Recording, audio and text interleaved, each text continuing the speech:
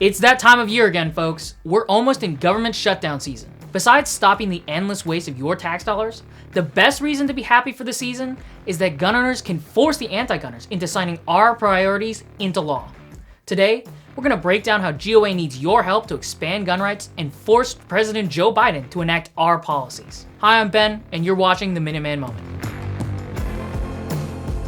Now, before we get into the video, I wanted to say thank you for everyone who came out and supported our first ever goals. It was amazing to meet all of you gun right activists in Knoxville, Tennessee. And also shout out to the tens of thousands of you who tuned into our live streams and watched online. I hope you enjoyed the panels I moderated with people like Brandon Herrera, Guns and Gadgets, and Katie Stone. I can't wait to do it again next year and meet even more of y'all. Now back to the video. Right before the last government shutdown in March, GOA's federal lobbying team was able to secure a historic ATF budget cut, which canceled an entire class of ATF agents. In addition to that, we also halted the veteran fiduciary rule, which had banned 250,000 veterans from exercising their Second Amendment rights. It was a great win for gun rights activists like you and me around the nation. Not only did we prove that the world wouldn't fall apart if we defunded the ATF, but we also proved that the veterans fiduciary rule was nothing more than anti-gun propaganda meant to disarm our brave men and women who served. Now we're gearing up for the exact same battle, only this time with a small twist. Government funding needs to be passed by September 30th in order to avoid a government shutdown. And since we're so close to the presidential election, this turns the pressure up on the politicians to get the government funded quickly, or else they'll be caught in a shutdown right before the people have the power to vote them out of office. And they don't want that. And there's another catch. Congress is only working for 3 weeks before the shutdown. I know, it's a hard life. So it'll be a dead sprint to fund the government when Congress gets back from their summer vacations. August district work period. So it's really unlikely that both the House and the Senate are going to make it through the traditional funding process by individually passing 12 bills. Since the last government funding, the House has only passed 5 spending bills, and the 6th failed to pass and went down in flames on the floor. On the other hand, Chuck Schumer has just been running out the clock, so the Senate hasn't even voted on a single one of the 12 bills they're supposed to do. So it looks like Congress is going to run out of time, and instead, to fund the government, they're going to have to pass a continuing resolution. A continuing resolution, or a CR, is a temporary funding bill that's basically a band-aid that lets the government get away with not doing their job. Now the main questions become, how far will Congress kick the can down the road? And what extra garbage like gun control might Democrats try to sneak in there? If Congress decides to extend the government funding from September 30th until after the election, but before all the new representatives, senators, and president are sworn in for the next Congress, we would get a horrible funding bill during what's known as a lame duck session. In a lame duck session of Congress, all the outgoing people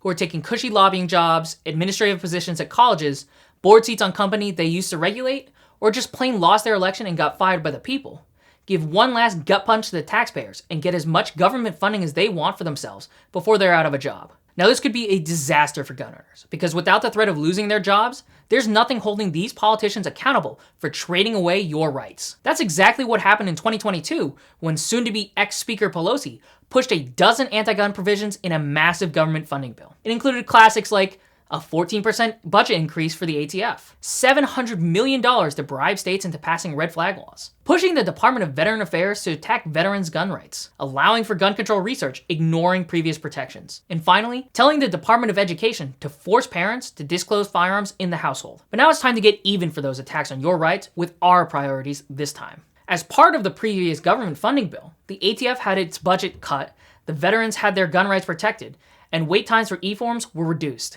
And so, if Congress passes a CR, then the funding remains the same and these GOA-backed pro-gun sections on the ATF and the Veterans Affairs bureaucrats will remain in effect until the bill expires. That's why it's crucial that the bill doesn't expire before the next round of congressmen and president are sworn in.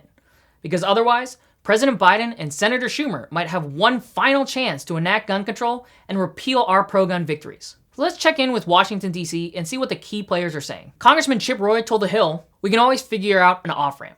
Is that a 1-year CR? A CR into March? But it sure as hell shouldn't be a CR into December." Congressman Roy is absolutely right. Kicking the can to December and letting the lame duck Congress write another $1 trillion disaster is a horrible idea. And actually, Congressman Roy has a strong idea to use the CR to protect our elections and the Second Amendment. Chip Roy and the House Freedom Caucus are fighting to attach the SAVE Act to the CR. The SAVE Act, or Safeguarding Americans Voter Eligibility Act, is a GOA-backed bill to protect the people's right to vote by requiring proof of citizenship before you can vote in federal elections. This GOA-backed legislation already passed the House in July 221 to 198. Our mission is to protect, defend, and restore the Second Amendment. Ultimately, our arms are the final safeguard.